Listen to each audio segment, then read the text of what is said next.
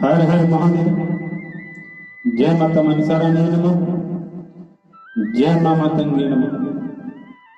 जी हाँ मेरे भक्तों, शिव कथा सुनने वाले सभी मित्र भाई माता बहनों को सामने भरा नमस्कार।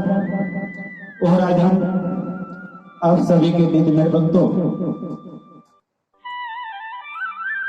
बीमारी और शायद बीमारी एक दूसरे के शरीर पर किस तरह ट्रांसफर होते हैं, इसके बीच की कथा और जानकारी आप सभी के बीच अपडेट लेकर उपस्थित हुए मेरे भक्तों।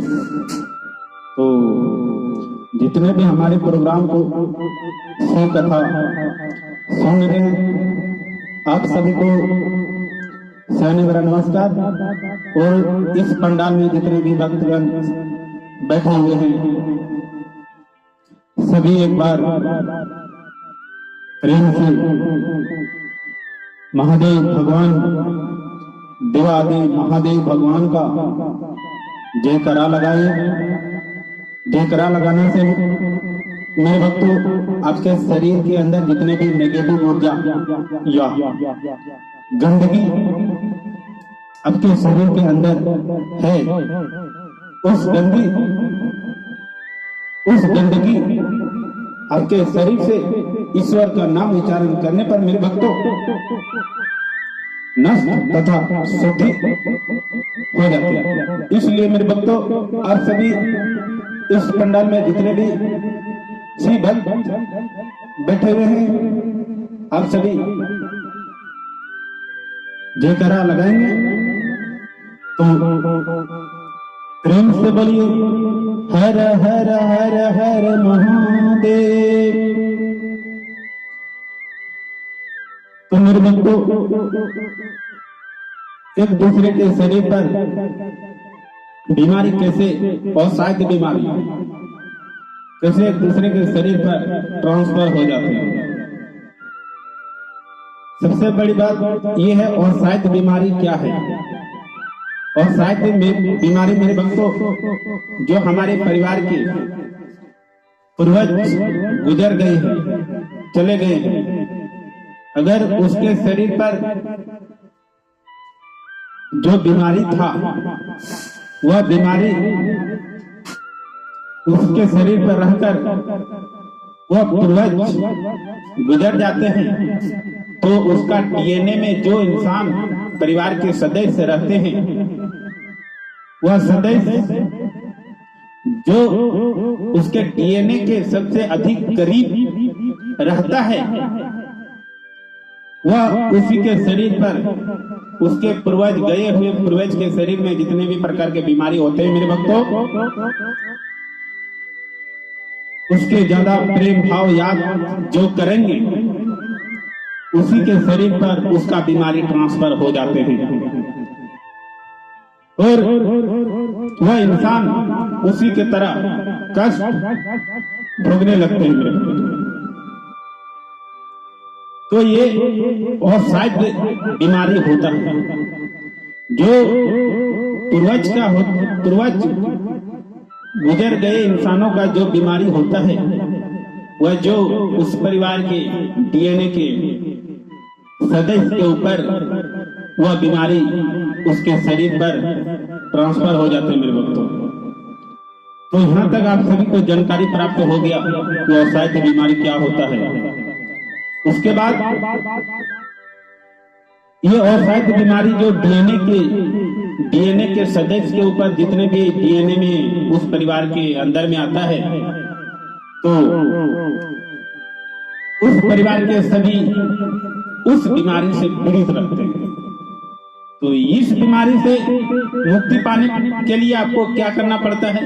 एक आपको पूर्ण गुरु की आवश्यकता होती है और पूर्ण गुरु से ही उस पूर्वज का बीमारी तथा आपके शरीर की बीमारी नष्ट तथा भस्म किए जाते हैं।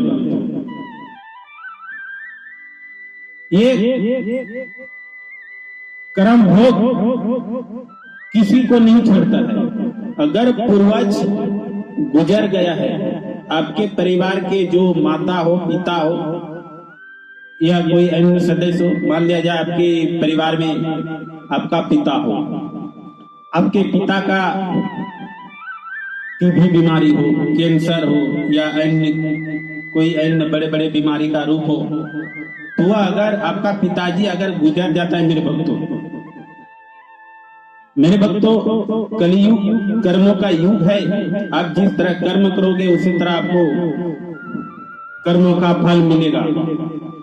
तो मान लीजिए आपके पिताजी का कैंसर बीमारी है और वह गुजर जाते हैं,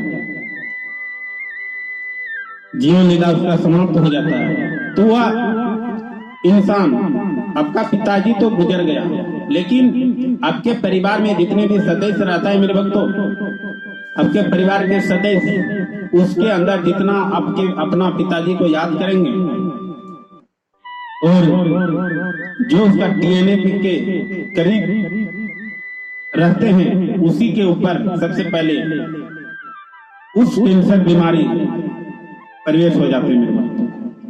इसलिए प्रवेश होते हैं, वह कर्म के अनुसार ही आपके शरीर को भोगना पड़ता है। आप जिस तरह इस कलयुग में मेरे भक्तों कर्म करोगे, उसी प्रकार आपका कर्म अनुसार आपको फल प्राप्त होता है।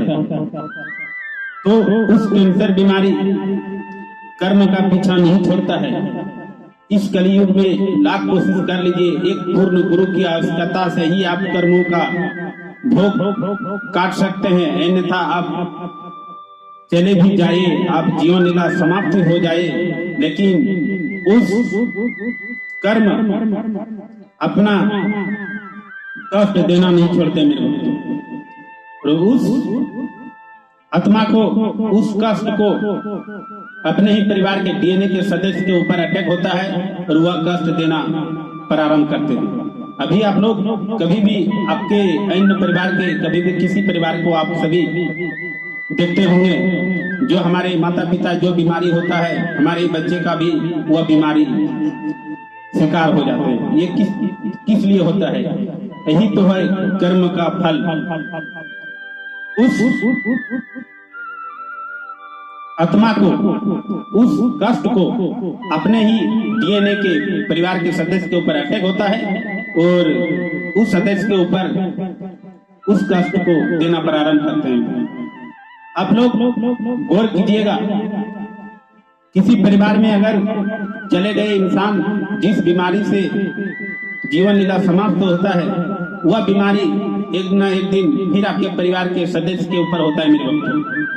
यह इसलिए होता है, वह तो कर्म किसी का पीछा नहीं छोड़ता है। आप जीवन लीला आपका समाप्ति हो जाए, लेकिन आपका कर्म आपका पीछा छोड़ने वाले नहीं है। तो उस कष्ट आपके डीएनए के शरीर में प्रवेश होता है और वही बीमारी उस सदस्य के ऊपर प्रवेश होकर फिर कष्ट देना प्रारंभ करते हैं मेरे भक्तों। तो आप सभी इस प्रोग्राम के माध्यम से यही जानकारी प्राप्त होता है कि असाध्य बीमारी क्या होता है और असाध्य बीमारी एक दूसरे के शरीर पर किस तरह बीमारी ट्रांसफर होता है मेरे भक्तों और किस कारण होता है। इस बीमारी से मुक्ति पाने के लिए आपको एक पूर्ण गुरु की आवश्यकता होती है और पूर्ण गुरु ही आपका कर्म भोग काट सकते हैं और एक गलत मार्ग से अच्छे मार्ग ले जाते हैं मेरे भक्तों। तो आप सभी इस कलयुग में कर्मों का युग है, आप सभी ध्यान रखें, कोशिश रखें कि अच्छे कर्म करें, गरीबों को दान करें, जो भूखे रहें उसको आहार दें, अन्न दें, जिसके शरीर पर वस्त्र नहीं है वस्त्र दें, जो इंसान रोड में भटक भटक कर भूखे के लिए 1 रुपया मांगता है, वह 1000 रुपया नहीं मांगता है मेरे भक्तों, वह 1 ही रुपया मांगता है। और इंसान के पास 1000 2000 लेकर बस में घूमते हैं, लेकिन 1 रुपया देना नहीं चाहते हैं। कलयुग में भिखारी के रूप में ही आपका परीक्षा लेता है, अपने धन को, आपका धन का परीक्षा लेता है कि देखते हैं आपके पास 1000 2000 है तो आप इन इंसानों को कितना देना चाहते हैं। अगर आप उस परीक्षा से पास हो गए तो आप 2000 आपके पास है मेरे भक्तों, तो 2000 के बदले 4000 हो जाएंगे।